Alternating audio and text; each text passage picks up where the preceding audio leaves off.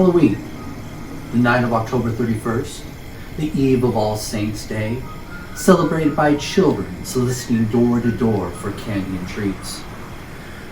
But where did this tradition come from?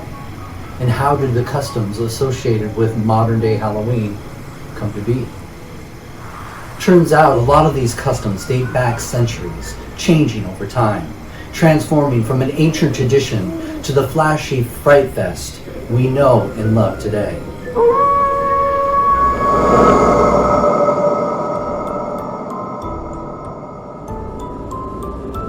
Scottish poet Robert Burns helped to popularize the word Halloween with his 1785 poem of the same name.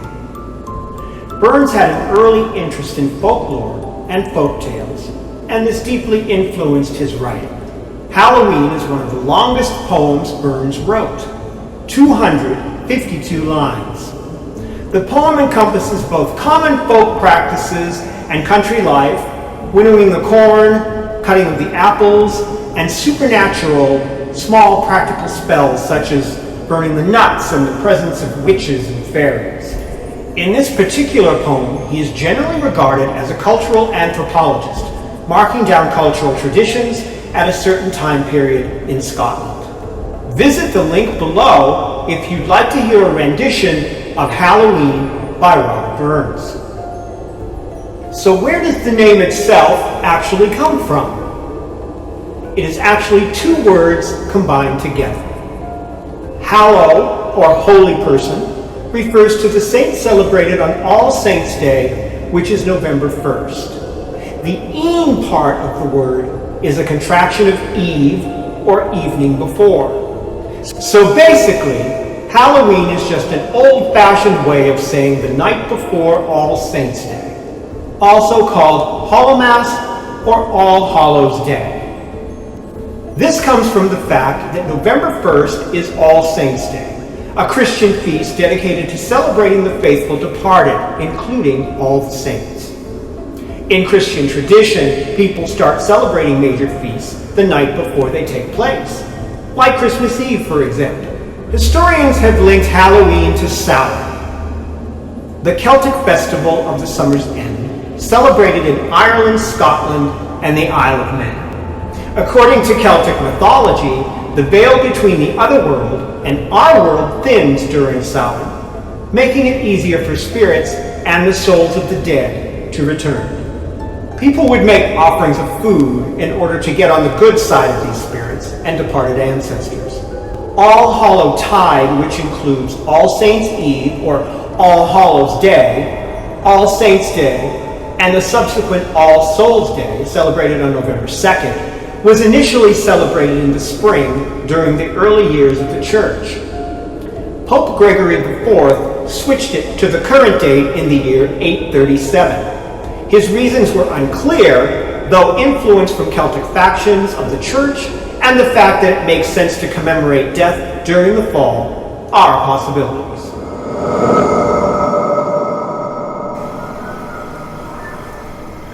Trick-or-treating is a traditional Halloween custom for children and adults in some countries. Children in costumes travel from house to house asking for treats and with the phrase, trick-or-treat. The treat is usually some form of candy, although in some countries they offer money instead. The trick refers to a threat, usually idle, to perform mischief on homeowners or the property of those who don't give a treat.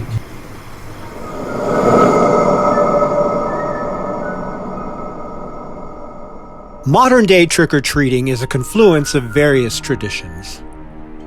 Ancient Celts were known to dress up as evil spirits in order to confuse demons. In medieval England, soulers would go around begging rich folk for soul cakes on Halloween. Instead of threatening to play tricks, however, they'd pray for people's souls in return for the cake. Throughout medieval Europe, mummering, dressing in guises and visiting neighborhoods while dancing, playing music, and doing tricks, was popular on major feast days. Irish and Scottish immigrants brought souling to the United States in the 1800s, but modern-day trick-or-treating didn't catch on in the U.S. until the 1920s, and the practice was pretty controversial into the 1950s. According to the American Journal of Plays, Gangsters, Pranksters, and the Invention of Trick-or-Treating, many adults raised stern objections to trick-or-treating over the decades, as it was often viewed as a form of extortion.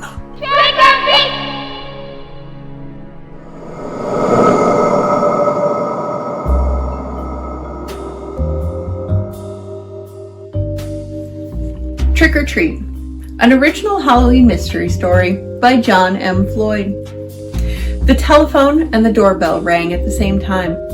Retired school teacher Frances Valentine finished drying the last of her supper dishes, picked up the cordless phone, said, "Hello?" and headed to the front door. It was just past 7 o'clock. "Mother?" said the voice on the phone line. "Hold on, Lucy. I have visitors." A shrill chorus of, "Trick or treat, Miss Fran," greeted her when she opened the door, along with half a dozen small grinning faces. When the telephone held between her shoulder and her ear, Fran dispensed 6 big handfuls of candy, waved to the costume kids as they left, and closed the door. "Now," she said into the phone, "to what do I owe this honor?" "You're always telling me that I should inform you about police business," Lucy said. "Well, I'm informing you." Fran's daughter, Lucy Valentine, was also Sheriff Valentine, a title that had once belonged to Fran's late husband. Fran was still surprised that Lucy had been elected and hadn't yet decided if she was pleased with her daughter's choice of careers. Not that it mattered to Lucy. "Informing me of what?" Fran asked. "We found the person who stole the money from the school's Halloween program. And you were right. It was Victoria Pratt." Victoria. Fran felt anger, but also a grim satisfaction. A real estate developer, Victoria Pratt was about as generous as Ebenezer Scrooge. It was one of the reasons that Fran had been suspicious when Victoria offered to help with fundraising for the elementary school. Victoria was usually far too busy for such matters, which was true, Fran thought. Too busy with country clubs and golf lessons and dinner parties. But Victoria had volunteered, and 2 weeks later, the proceeds of last Saturday's Halloween carnival had turned up missing. And only 3 people had known about the location of the envelope containing the money: the superintendent, Fran, and Victoria Pratt. Which is why Fran had alerted the sheriff. "All this for about $500, Lucy's voice continued as Fran returned to the living room and dropped into her recliner. "Why in the world would somebody as rich as Mrs. Pratt steal from the school? Yeah, why would she do it?" "She steals from everybody," Fran said, unwrapping a bite-sized caramel from the bowl of Halloween candy. "Ever hear about her real estate deals?" "Well, this one we can prove," Lucy said. "How'd you find out?" Fran asked. "For sure, I mean." "A 4th grader named Benny Langston? He told his mother that after school today, he saw Miss Pratt take the money from the superintendent's desk drawer. And Benny's mom told my deputy." "Which deputy? Ed Malone?" "Zach Wilson." "Good for Zach," Fran said. She popped the caramel into her mouth. "He managed to do something right for once." Not exactly. He should have told me about it as soon as he found out." "He didn't?" "My cell battery was dead," Lucy said. "I was in the office tonight, but Zach didn't know that. And instead of trying to phone me there, he went to Victoria's house." "The mansion?" "And accused her." She got upset, and when Zach looked down to consult his notes, she whacked him over the head with a tennis racket. "Oh, what?" "She was on her way to a doubles game. Anyway, she conked him and shoved him off her porch and escaped in her Mercedes." Fran had a brief image of Deputy Wilson lying there in Victoria Pratt's flower beds, trying to draw his gun. "Is he okay?" she asked, chewing. "Zach? A headache mostly," the sheriff said. "He just called me." Fran was impressed. For a town their size, this was high drama. "When did all this happen?" 15 minutes ago. Highway Patrol's been alerted to watch for her car, and I've dispatched Deputy Malone to your house." "My house? Why?" Before she whacked him, Zach said she shouted, "It was that meddling Fran Valentine, wasn't it?" "So you think Victoria's on her way here?" "She was mad as a hornet," Zach said. Fran snorted. "I can take care of myself, Lucy. And if I can't, there are about 100 little ghosts and goblins running around outside tonight who could help me." She grinned at the thought. That'd be true justice, wouldn't it, after she stole their funds? "Well, just keep an eye out for her, Mother. Anybody who'd steal from kids and attack a police officer." Lucy left the rest unsaid. "Anyhow, Malone will be there soon to stay with you." "He won't be staying long," Fran predicted. "My cable's being repaired." "No cop shows, no Gunsmoke reruns." "Well then, he'll have to be content with your sunny disposition." "And he's not getting any of my Halloween candy either," Fran said. The sheriff had begun to reply when Fran's doorbell rang again. "Gotta go, Lucy," she said, and hung up. This time she used her peephole before opening the front door. Better safe than sorry. But the coast was clear. The only people on her front porch were 3 witches, the Bennett girls from down the street, ages 6 to 9, standing there in black robes and 2-foot-high pointed hats. When Fran opened the door, they chimed, "Trick or treat!" She studied them as she handed out the candy. "Who's your fashion consultant, ladies?" she said. The oldest, Ruthie, frowned. "Our what?" Like her 2 sisters, she was carrying a broom that was as long as she was. Grinning, Fran thumped the hard plastic of one of the cone-shaped hats. "I didn't think witches wore orange after Labor Day." Ruthie leaned closer. "We borrowed these," she whispered. Suddenly, tires squealed in the street behind them. Instinctively, Fran grabbed the kids and pulled them into the doorway, but there was no need. The screech was followed by an earth-shaking, metallic whoop. Fran couldn't believe her eyes. Just beyond the end of her sidewalk, sticking straight up out of the deep hole that the cable company had dug in the road, was the gleaming rear half of a Mercedes-Benz. From the hole itself, in Victoria Pratt's hoarse smoker's voice, came a furious stream of words Fran hadn't heard since her volunteer work at the state prison last year. What a way to catch a thief, she thought. The hole was so narrow the car doors couldn't possibly open. The Halloween bandit was securely trapped. But why had she driven into a pit in the first place? As Fran stood there staring, the smallest of the Bennett sisters pointed a chubby finger at the street and said, "Good thing we picked up these hats, Miss Fran." "What do you mean?" Fran asked. "That car would have run right over them."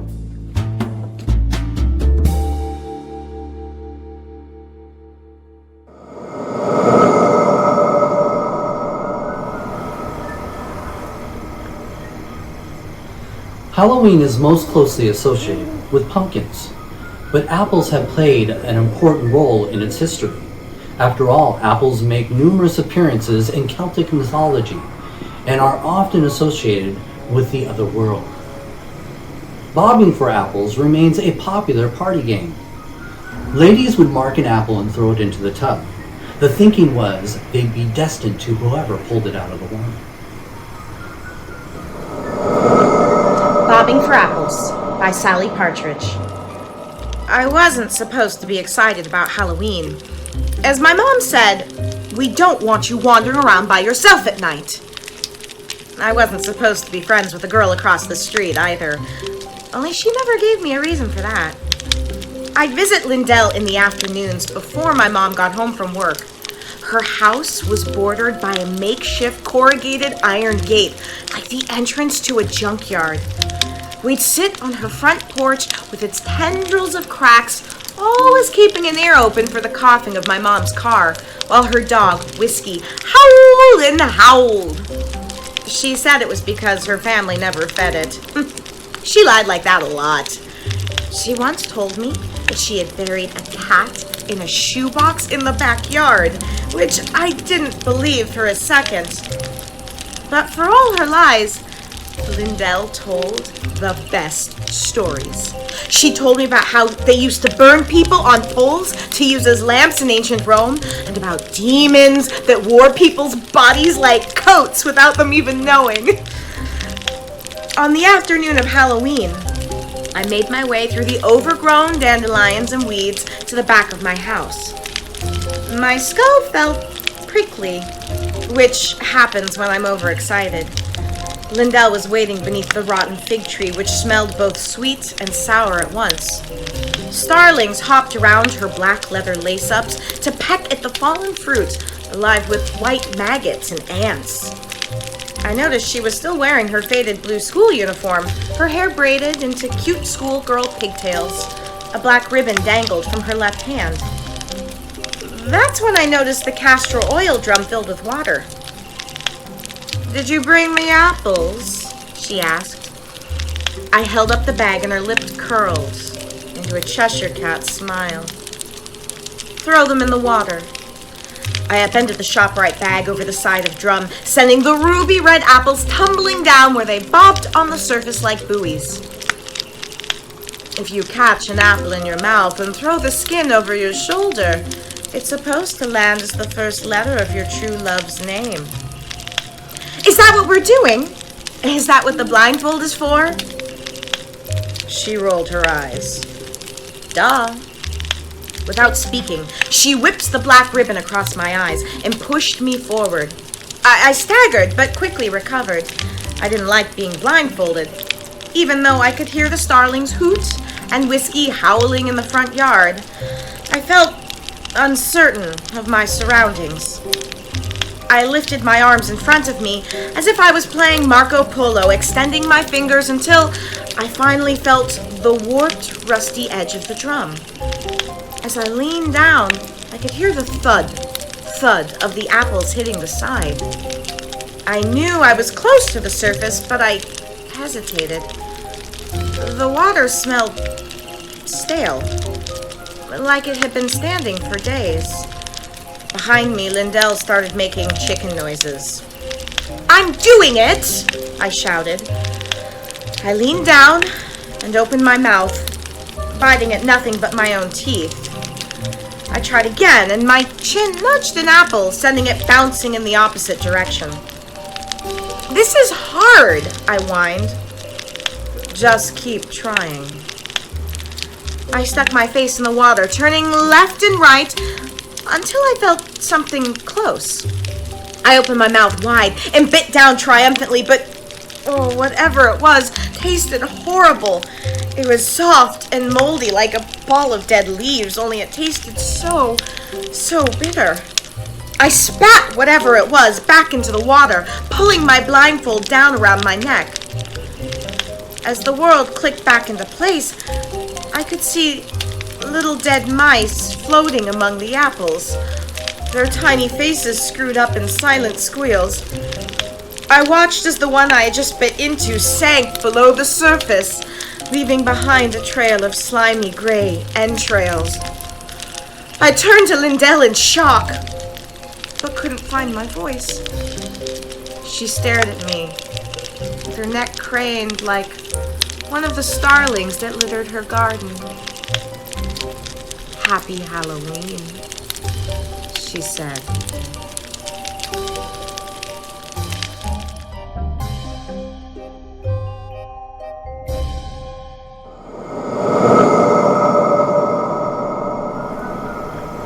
Pumpkins with ghoulish faces illuminated by candles are a sure sign of the Halloween season. The practice of decorating jack-o'-lanterns originated in Ireland, where large turnips and potatoes served as early canvases. In fact, the name jack-o'-lantern comes from an Irish folktale about a man named Stingy Jack. The Irish immigrants brought the tradition to America, home of the pumpkins, and it became an intricate part of Halloween's festivities. His name was Stingy Jack, cheapest man in all of Ireland. This is the type of man that would literally steal the coins off the eyes of a corpse. He ran around with a tough and nefarious crowd. In fact, it was said that one night he was out drinking with Satan himself. Well, at the end of the evening, Stingy Jack decided he didn't want to pay for drinks. So, what he decided to do instead was he talked the devil into changing himself into a gold coin, and they would pay with that. And then, when the bartender turned his back, Satan would reappear and run out the door. But instead, Stingy Jack took that gold coin and stuck it in his pocket next to a silver cross. So the devil couldn't change back. And he stayed in Stingy Jack's pocket for an entire year. When he did finally escape, he was furious. Not that he had lost a year, but that Jack had been boasting this entire time that he had the devil in his pocket. Found out when he was prepared to die that God didn't want him in heaven. Devil didn't want him in hell. So they made a deal, and the deal was this. They took his soul and they hid it somewhere on earth. And then they gave him a gourd, the smallest of gourds with the tiniest of embers for light and heat, and set him off to wander the earth, searching for his soul. And there he went, village to village, town to town. And people would see him walk by and they'd say, "Well, there goes old Jack and his lantern. Old Jack, old lantern." And that is where Halloween got the jack-o'-lantern.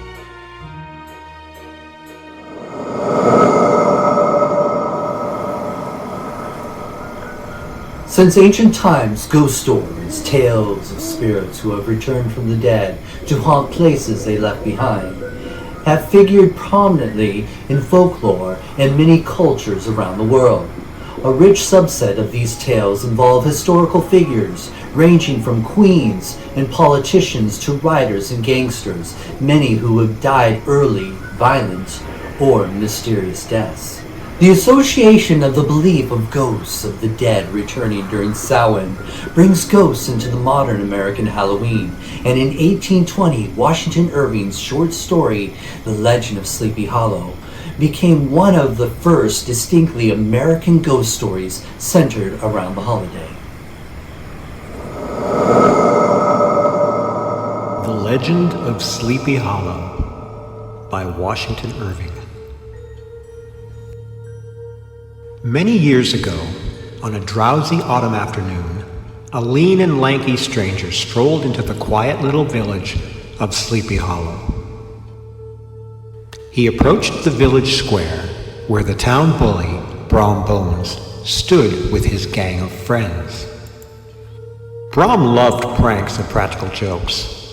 His fun-loving ways made him the hero of all the country lads in Sleepy Hollow.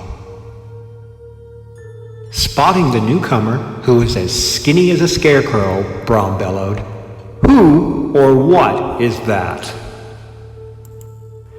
Ignoring Brom Bones, the stranger smoothly turned to the surrounding womenfolk.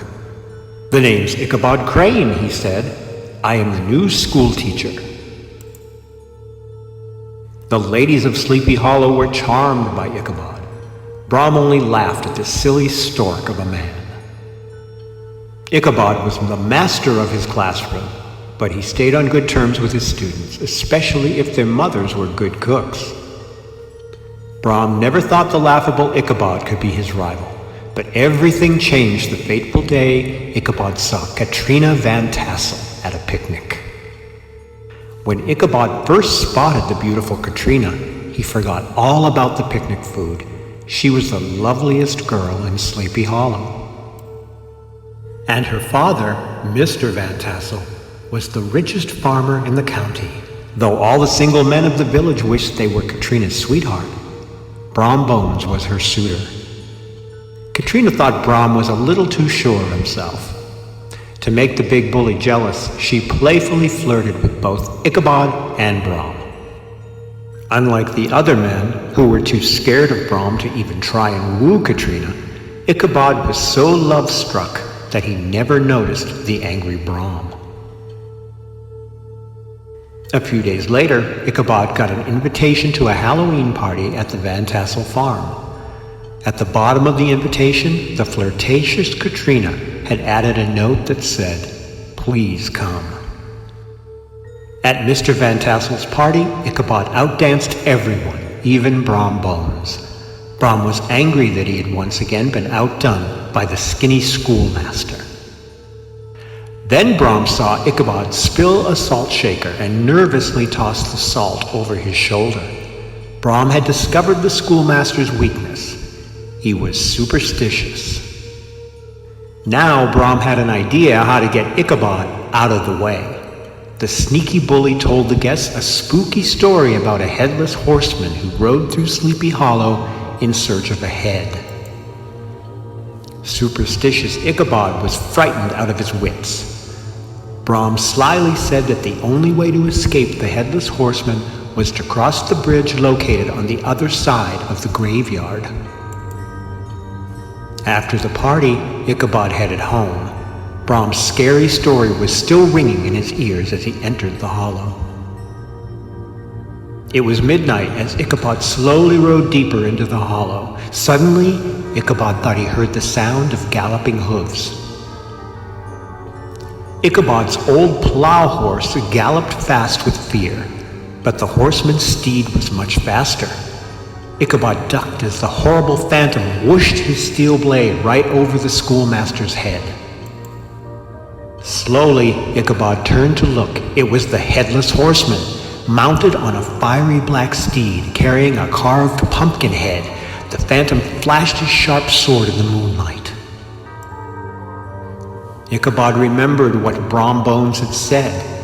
If he could make it across the bridge, the headless horseman's power would be over. Ichabod and his horse madly scrambled for the old covered bridge. Ichabod made it safely across the bridge. The schoolmaster turned to see the headless horseman stopped in his tracks, but the ghastly ghoul had one last trick.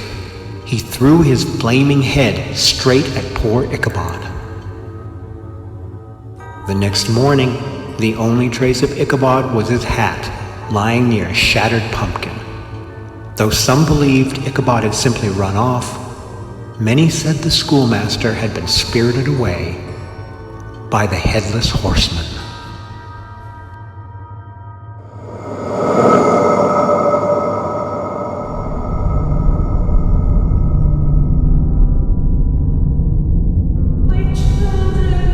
My children.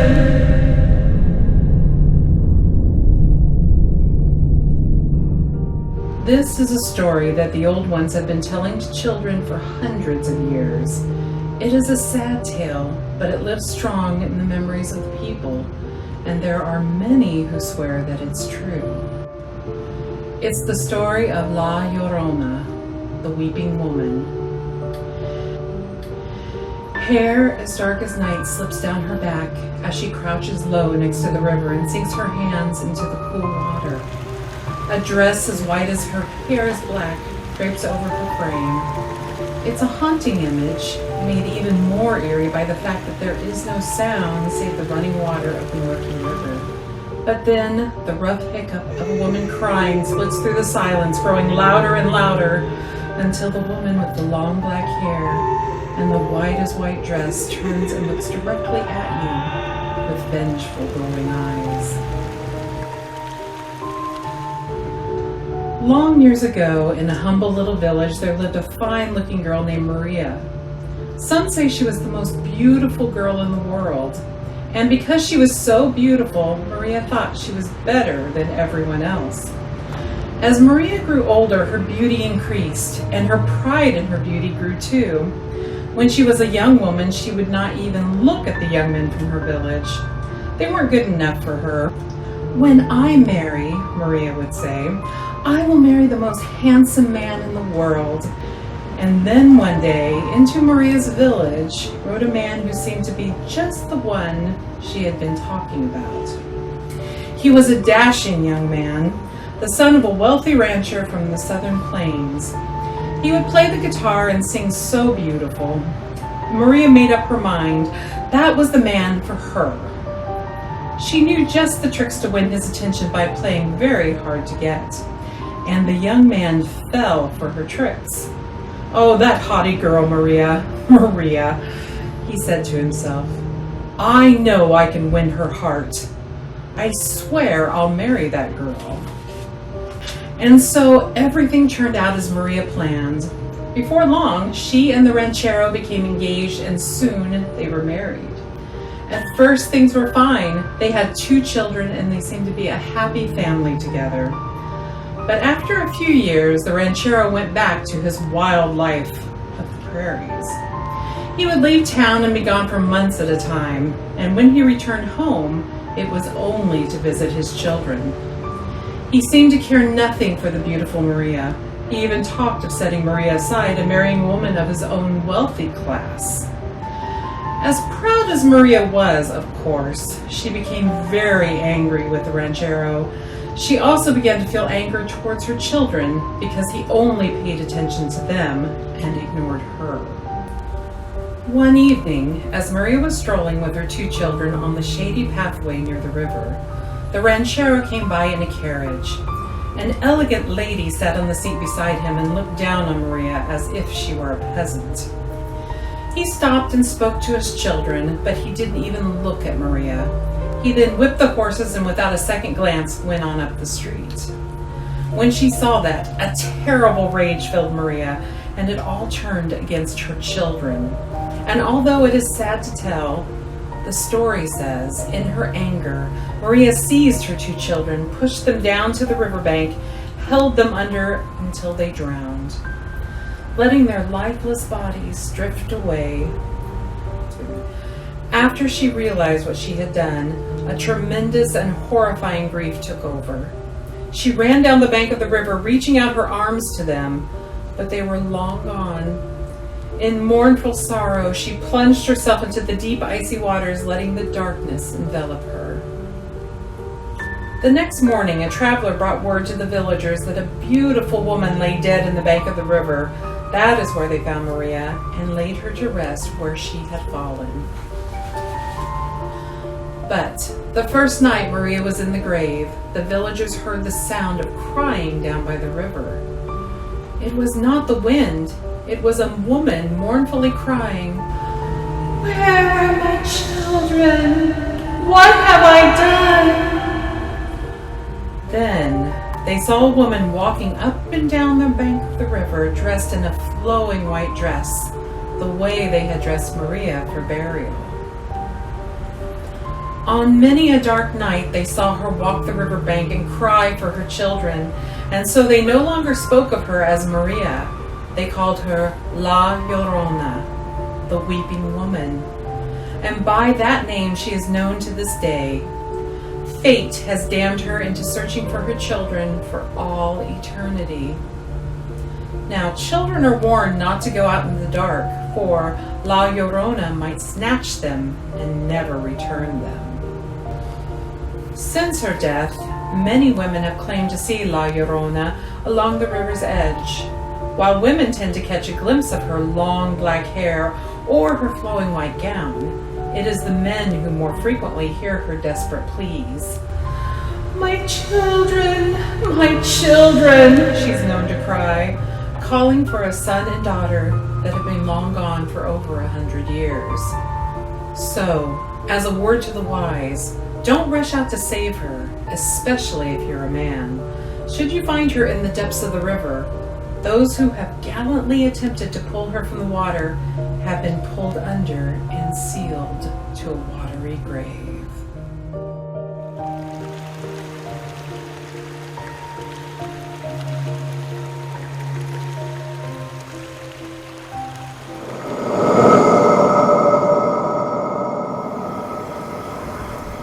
As a phenomenon that often varies by region, the pre-Halloween tradition of playing pranks, also known as Devil's Night, is credited with a different origin, depending on whom you may ask. Some sources say that the pranks were originally part of the May Day celebrations, but Samhain, and even eventually All Souls Day, seems to have included good-natured mischief. When Scottish and Irish immigrants came to America, they brought along the tradition of celebrating Mischief Night as part of Halloween, which was great for candy-fueled pranksters.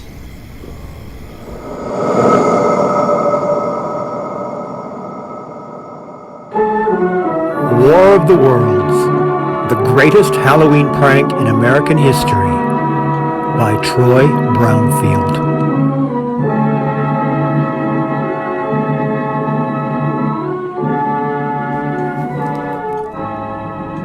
Orson Welles remains one of the greatest directors in the history of cinema.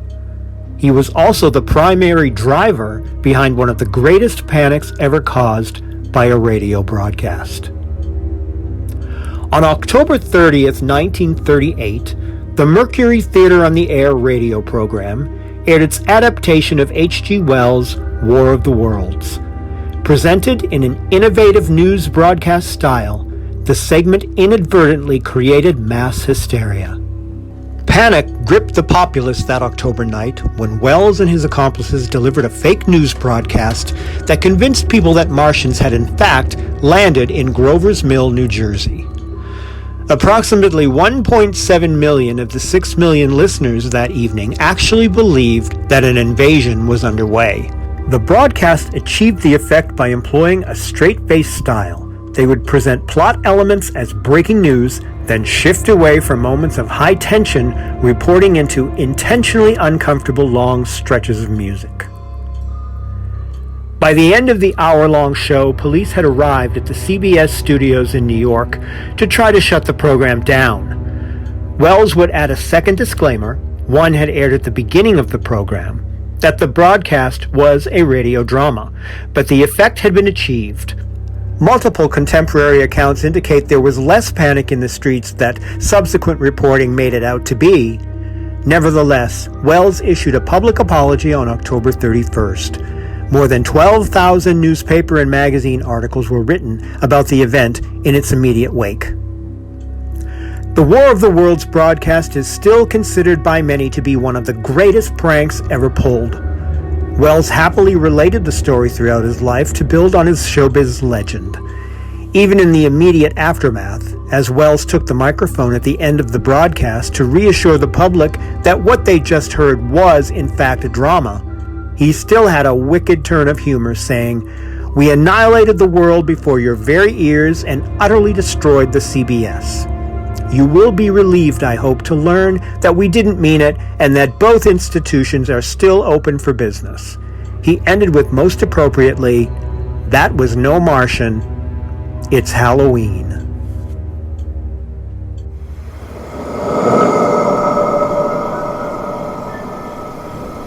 It's likely that bats were present at the earliest celebrations, not just symbolically, but literally. As part of Samhain, the Celts lit large bonfires which attracted insects. The insects in turn attracted bats, which soon became associated with the festival.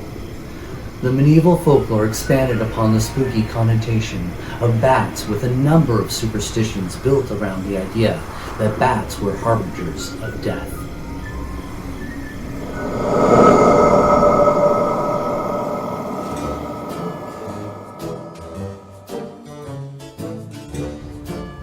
Bill the Bat loved Halloween. It was the funniest thing he had ever seen.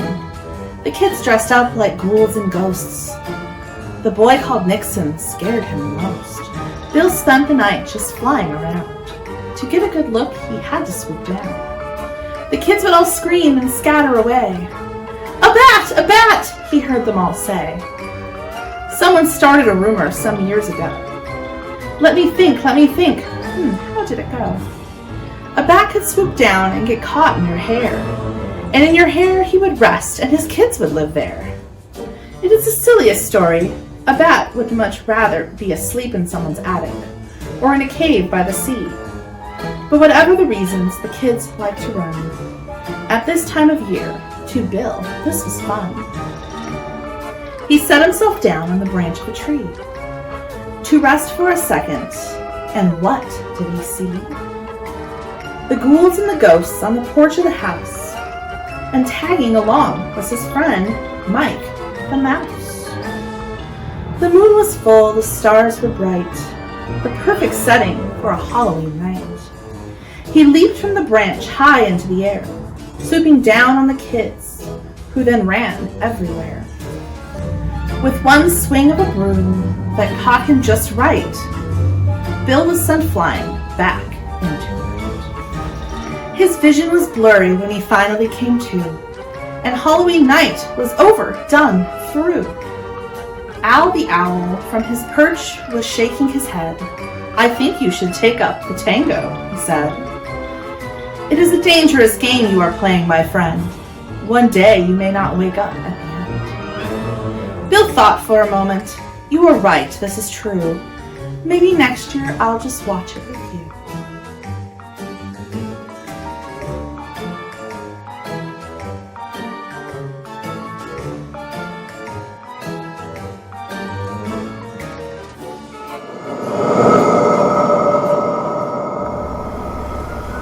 It wasn't until the influx of Irish immigrants that came to America in the 19th century that Halloween, as we know it today, began to take root. It's the mixing of Irish and English customs that led to the current incarnation of Halloween.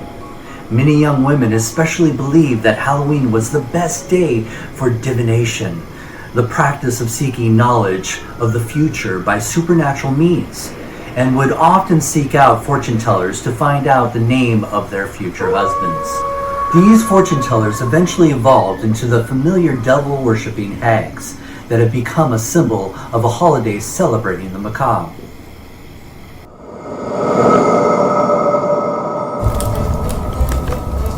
Double, double toil and trouble, fire burn and cauldron bubble, fillet of a fenny snake, in the cauldron boil and bake, eye of newt and toe of frog, wool of bat and tongue of dog, adder's fork and blindworm's sting, lizard's leg and howlet's wing, for a charm of powerful trouble, like a hell broth boil and bubble, double, double toil and trouble, fire burn and cauldron bubble, cool it with a baboon's blood, then the charm is firm and good.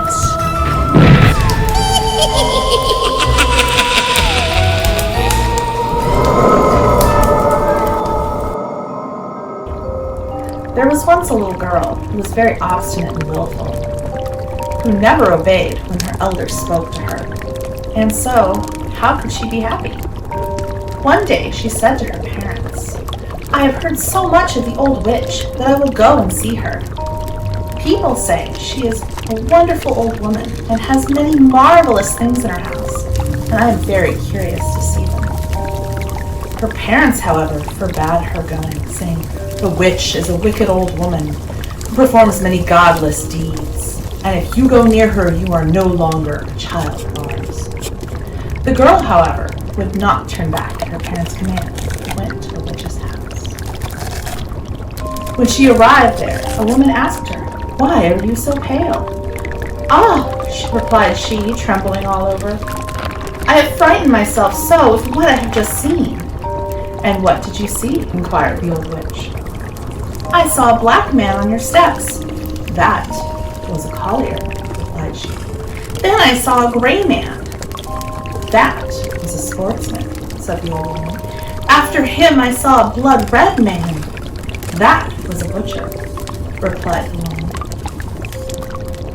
"But oh, I was most terrified," continued the girl, "when I peeped through your window and saw not you, but a creature with a fiery head."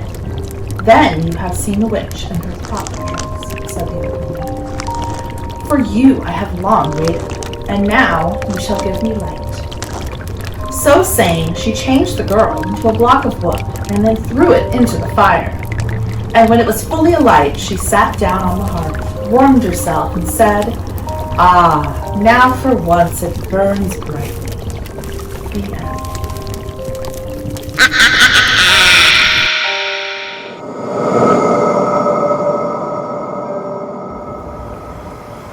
In the Middle Ages, black cats were often portrayed as the familiars of witches, which is likely to be the origin of the distrust with which they are regarded in America, where the early Puritan settlers rejected anything associated with the devil or witches.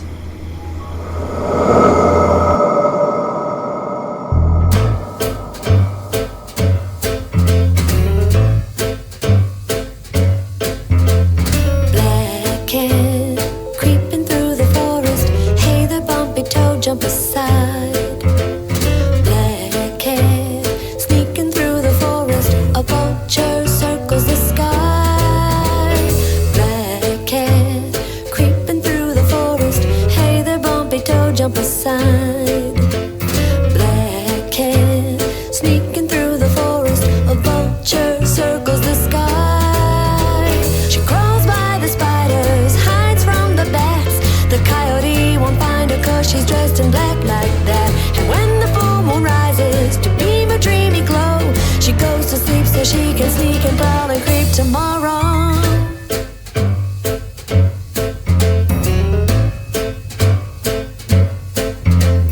Black cat lurking in the forest, barely making a sound. Black cat prowling in the forest, waiting for a moment to pounce. Black cat lurking in the forest, barely making a sound. Black cat prowling in the forest, waiting for a moment to pounce. She crawls by the spiders, hides from the bats. The coyote won't find her 'cause she's dressed in black like that. And when the full moon rises to beam a dreamy glow, she goes to sleep so she can sneak and prowl and creep tomorrow. Black cat, black cat, black cat.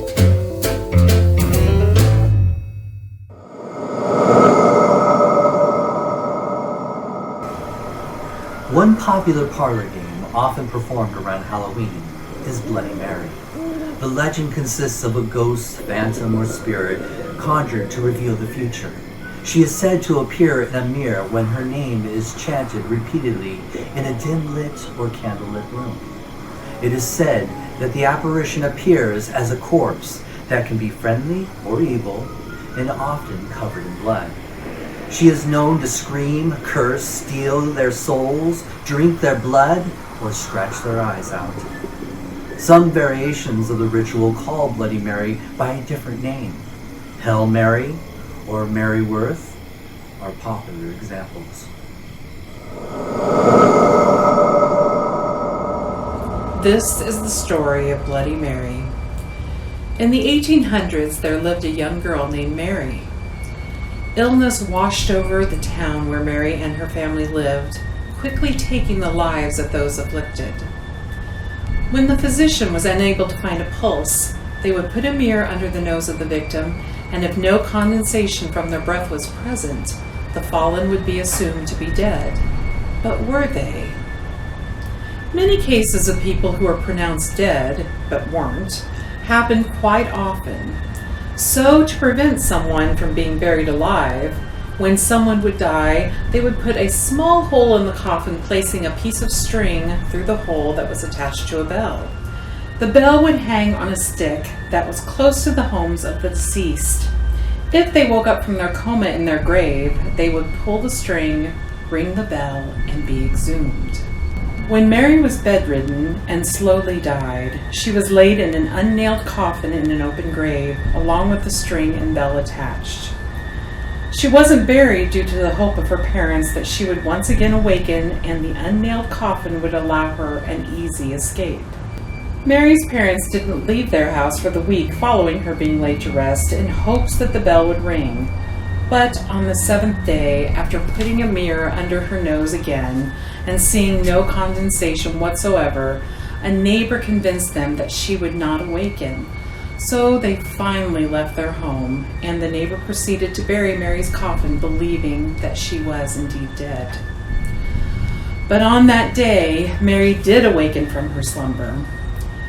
Panicked and terrified, she pulled the string to the bell that wouldn't be heard by her parents who were out and the neighbor who was too far away.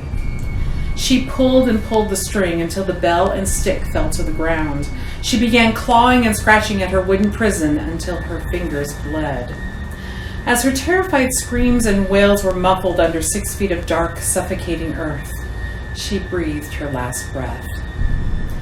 When Mary's parents arrived home sometime later, her father soon realized that the bell was yards away from his original location and called for his wife to come and help him dig up their daughter's grave. Sadly, upon opening the coffin, they found Mary in a petrified state, her hands like claws covered in blood, as was the white dress she was buried in. Her grief-stricken parents put the mirror to her nose once again and knew their poor Mary was really dead this time. Then they buried the mirror with her. Her restless and vengeful spirit was said to have attached to that mirror. And now, whenever one calls the name Bloody Mary 3 times holding a candle while looking into a mirror, she will appear and claw and strangle the unbelieving victim to death. So, why don't we try this together?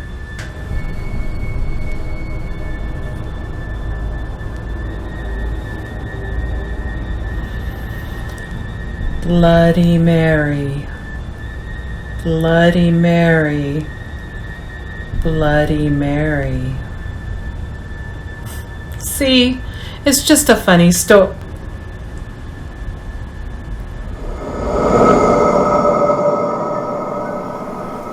Taxidermy is the art of preparing and preserving the skins of animals in a lifelike form. Though not necessarily associated with Halloween, the practice of taxidermy could take on a sinister turn.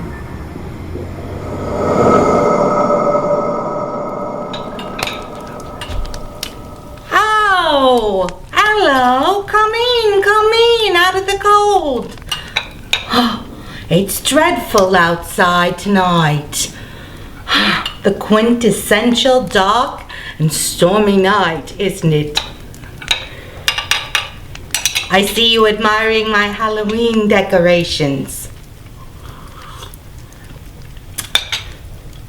I love Halloween, though I may have overdone it a bit this year. I was just settling in for some tea and for my favorite story. Would you like to hear it? I thought you might.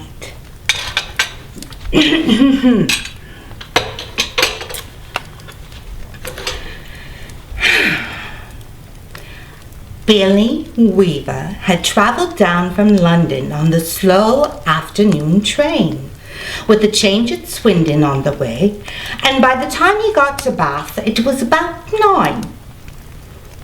And the moon was coming up out of a clear, starry sky over the houses opposite the station entrance.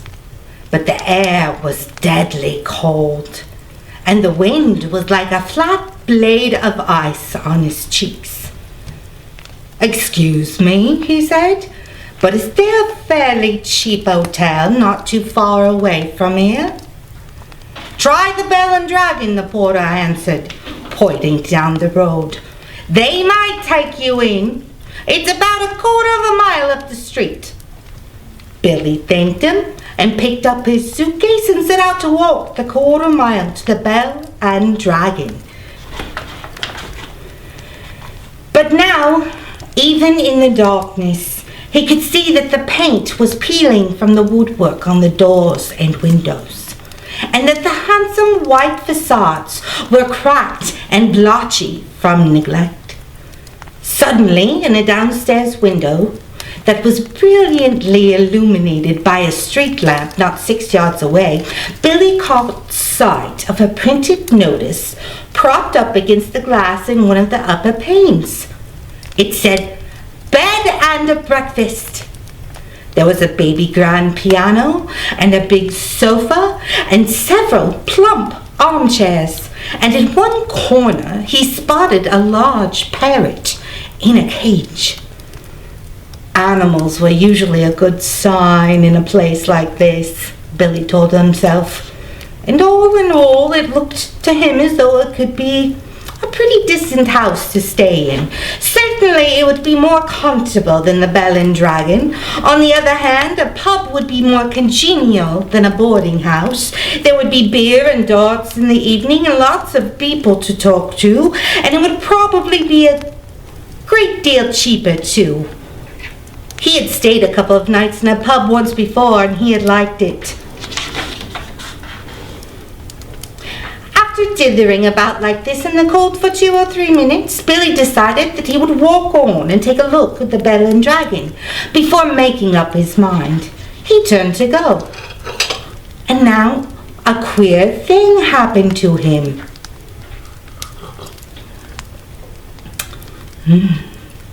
He was in the act of stepping back and turning away from the window when all at once his eye was caught and held in the most peculiar manner by the small notice that was there. Bed and breakfast, it said. Bed and breakfast. Bed and breakfast. Bed and breakfast. Each word was like a large black eye staring at him through the glass, holding him, compelling him, forcing him to stay where he was and not walk away from the house. And the next thing he knew, he was actually moving across the window to the front door of the house, climbing the steps that led up to it and reaching for the bell. He pressed the bell.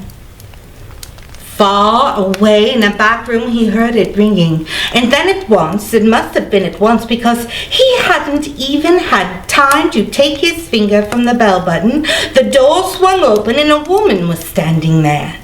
Normally you ring the bell and you have at least a half a minute's wait before the door opens, but this dame was like a jack-in-the-box. He pressed the bell and out she popped. It made him jump. She was about 45 or 50 years old, and the moment she saw him, she gave him a warm, welcoming smile. "Please come in," she said pleasantly. She stepped aside, holding the door wide open, and Billy found himself automatically starting forward into the house. The compulsion, or more accurately, the desire to follow after her into the house, was extraordinarily strong. "I saw the notice in the window," he said, holding himself back. "Yes, I know. I was wondering about a room." "It's all ready for you, my dear," she said. She had a round pink face and very gentle brown eyes. "I was on my way to the Bell and Dragon," Billy told her, "but the notice in your window just happened to catch my eye." "My dear boy," she said, "why don't you come in out of the cold?" "Well, how much do you charge?" 5 and 6 a night, including breakfast." It was fantastically cheap. It was less than half of what he was been willing to pay. "If that is too much," she added, "then perhaps I can reduce it just a tiny bit. Do you desire an egg for breakfast? Eggs are expensive at the moment." "It would be 6 less without the egg." 5 and 6 is fine," he answered. "I should like very much to stay here." "I knew you would. Do come in." She seemed terribly nice. She looked exactly like the mother of one's best school friend, welcoming one into the house to stay for the Christmas holidays. Billy took off his hat and stepped over the threshold. "Just hang it there," she said, "and let me help you with your coat." There were no other hats or coats in the hall. There were no umbrellas, no walking sticks, nothing. "We have it all to ourselves," she said, smiling at him over her shoulder as she led the way upstairs. "You see, it isn't very often I have the pleasure of taking a visitor into my little nest." The old girl is slightly dotty, Billy thought to himself. But at 5 and 6 a night, who gives a damn about that? "I should have thought you'd be simply swamped with applicants," he said politely. "Oh, I am, my dear, I am, of course I am. But the trouble is that I'm inclined to be just a teeny, weeny bit particular, if you see what I mean." "Ah, yes. But I'm always ready. Everything is ready, day and night in this house, just on the off chance that an acceptable young gentleman will come along. And it is such a pleasure, my dear. Such a very great pleasure when now and again I open the door and I see someone standing there who is just exactly right. She was halfway up the stairs and she paused with one hand on the stair rail, turning her head and smiling down at him with pale lips. Like you, she added, and her brown eyes traveled slowly all the way down the length of Billy's body to his feet, and then up again. On the first floor landing, she said to him, "This floor is mine." They climbed up a second flight. "And this one is all yours," she said. "Here's your room. I do hope you'll like it." She took him into a small but charming front bedroom, switching on the light as she went in. "The morning sun comes right in the window, Mr. Perkins." "It is Mr. Perkins, isn't it?" "No," he said. "It's Weaver." "Mr. Weaver, how nice. I've put a water bottle between the sheets to air them out, Mr. Weaver. It's such a comfort to have a hot water bottle in a strange bed with clean sheets. Don't you agree? And you may light the gas fire at any time if you feel chilly." "Thank you," Billy said. "Thank you ever so much." He noticed that the bedspread had been taken off the bed and that the bedclothes had been neatly turned back on one side, all ready for someone to get in. "I'm so glad you appeared," she said, looking earnestly into his face. "I was beginning to get worried." "That's all right," Billy answered brightly. "You mustn't worry about me." He put a suitcase on the chair and started to open it. "And, what about supper, my dear? Did you manage to get anything to eat before you came here?" "I'm not a bit hungry, thank you," he said. "I think I'll just go to bed as soon as possible because tomorrow I've got to get up rather early and report to the office." "Very well, then. I'll leave you now so that you can unpack. But before you go to bed, would you be kind enough to pop into the sitting room on the ground floor and sign the book? Everyone has to do that because it's the law of the land, and we don't want to go breaking any laws at this stage in the proceedings, do we?" She gave him a little wave of the hand and went quickly out of the room and closed the door. Now, the fact that his landlady appeared to be slightly off her rocker didn't worry Billy in the least. After all, she was not only harmless, there was no question about that, but he was also quite obviously a kind and generous soul. He guessed that she had probably lost a son in the war, or something like that, and never got over it. So a few minutes later, after unpacking his suitcase and washing his hands, he trotted downstairs to the ground floor and entered the living room. His landlady wasn't there, but the fire was glowing in the hearth, and the little Dotson was still sleeping in front of it. The room was wonderfully warm and cozy. "I'm a lucky fellow," he thought, rubbing his hand. "This is a bit of all right." He found the guest book lying open on the piano. So he took out his pen and wrote down his name and address. There were only 2 other entries above his on the page, and as one always does with guest books, he started to read them. One was a Christopher Mulholland from Cardiff. The other was a Gregory W. Temple from Bristol. "That's funny," he thought suddenly. Christopher Mulholland. It rings a bell. Now, where on earth had he heard that rather unusual name before? Was he a boy at school? No. Was it one of his sister's numerous young men, perhaps? Or a friend of his father's? No. No, it wasn't any of those. He glanced down again at the book. Christopher Mulholland, Cathedral Road, Cardiff. Gregory W. Temple, 27 Sycamore Drive, Bristol. As a matter of fact, Now that he had come to think of it, he wasn't so sure that the second name didn't have almost as much of a familiar ring about it as the first. Gregory Temple, he said aloud, searching his memory. Christopher Mulholland. Such charming boys, the voice behind him answered. And he turned and saw his landlady sailing into the room with a large silver tea tray in her hands. She was holding it well out in front of her and rather high up, as though the tray were a pair of reins on a frisky horse. They sound somehow familiar, he said. They do? How interesting.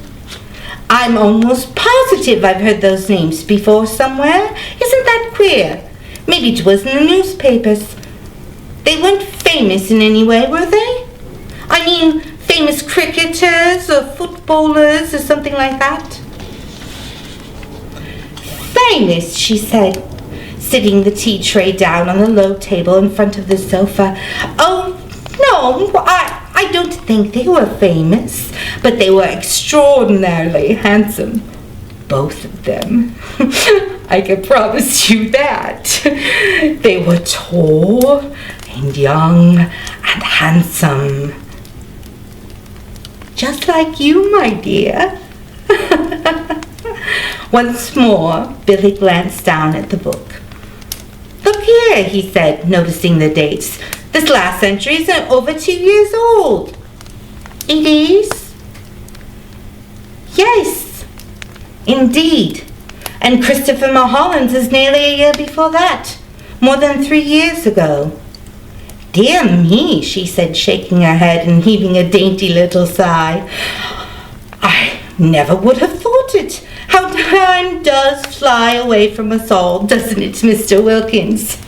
It's Weaver, Billy said. W-E-A-V-E-R. Oh, of course it is, she cried, sitting down on the sofa. How silly of me, I do apologize. In one ear and out the other. That's me, Mr. Weaver. You know something, Billy said. Something that's really quite extraordinary about all this. No, dear, I don't. Well, you see, both of these names, Mulholland and Temple, I not only seem to remember each one of them separately, so to speak, but somehow or other, in some peculiar way, they both appear to be sort of connected together as well, as though they were both famous for the same sort of thing, if you see what I mean, like Dempsey and Tooney, for example, or Churchill and Roosevelt. How amusing, she said. But come over here now, dear, and sit down beside me on the sofa, and I'll give you a nice cup of tea and a ginger biscuit before you go to bed.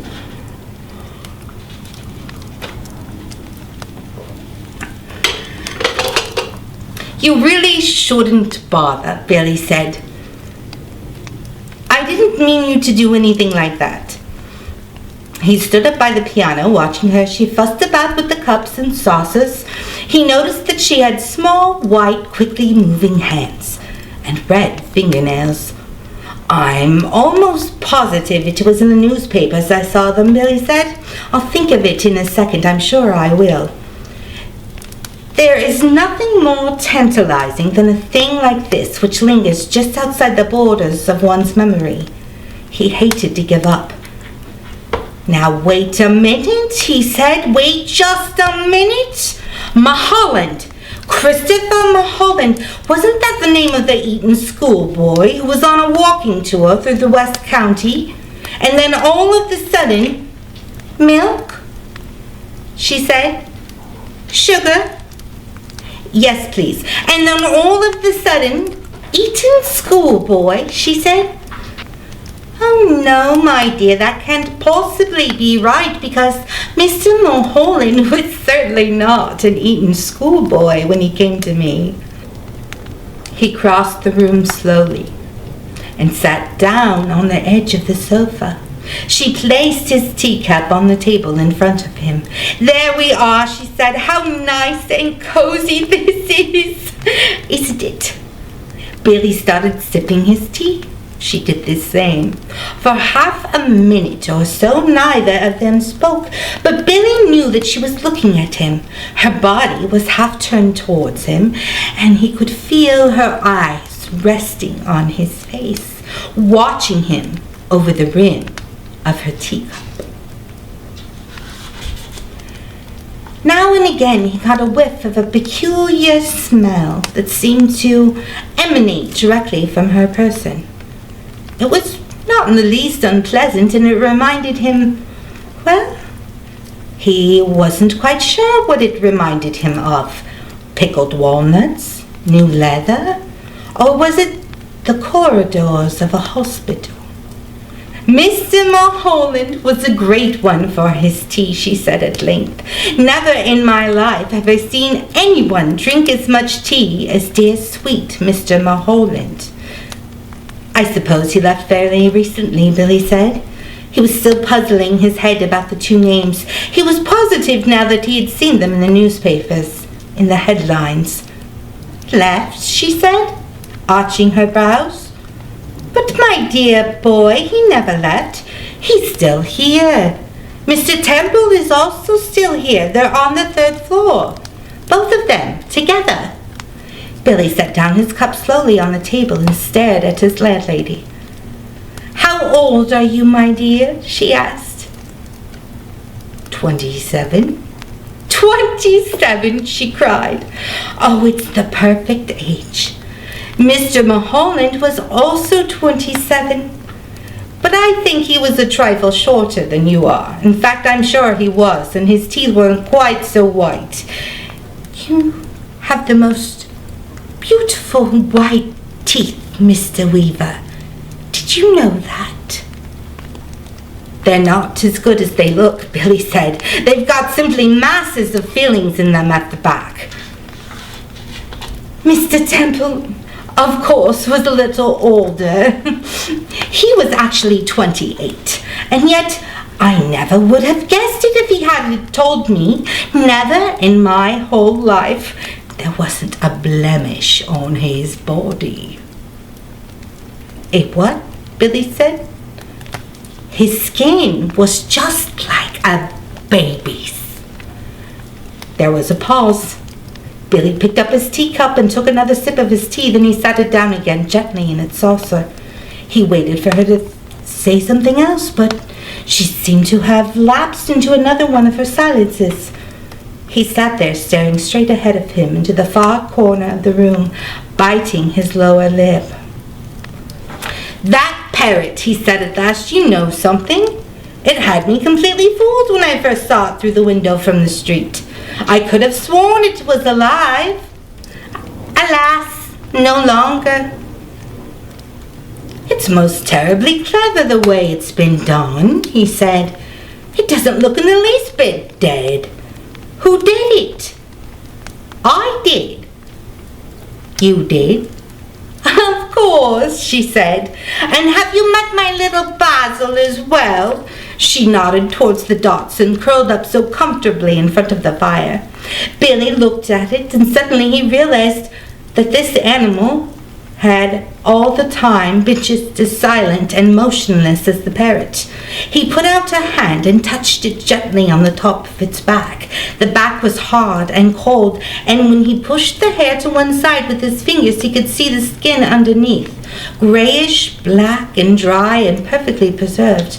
Good gracious me, he said. How absolutely fascinating.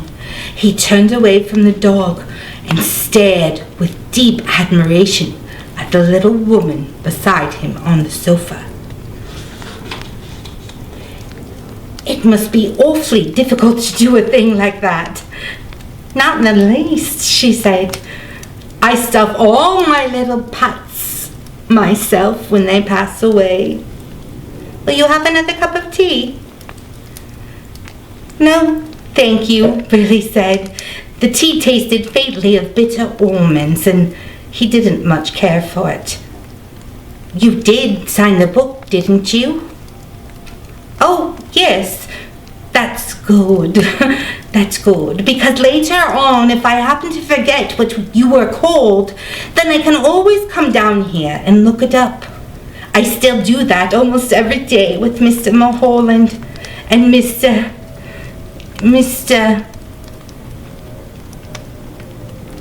Temple, Billy said. Gregory Temple.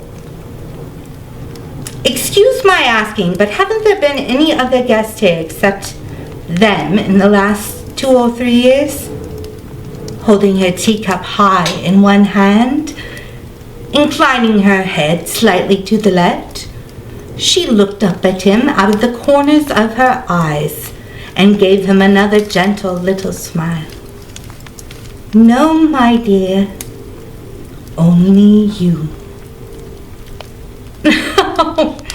I just love that story, don't you? It brings back such fond memories. It was Harold's favorite story. This is my late husband, Harold. Harold was a good man. Up until the incident. He left me for a younger woman, a trollop from the city. It was unfortunate she went missing on her wedding night, vanished into thin air. They never found her, poor thing.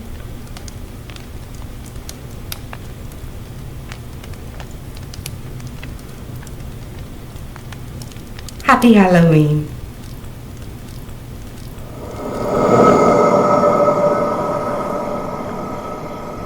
So, this year, before you go trick-or-treating or put on your trusty witch costume, take some time to learn about the dark history of Halloween. It turns out the holiday is much more interesting and eerier than you thought. Happy haunting and good night.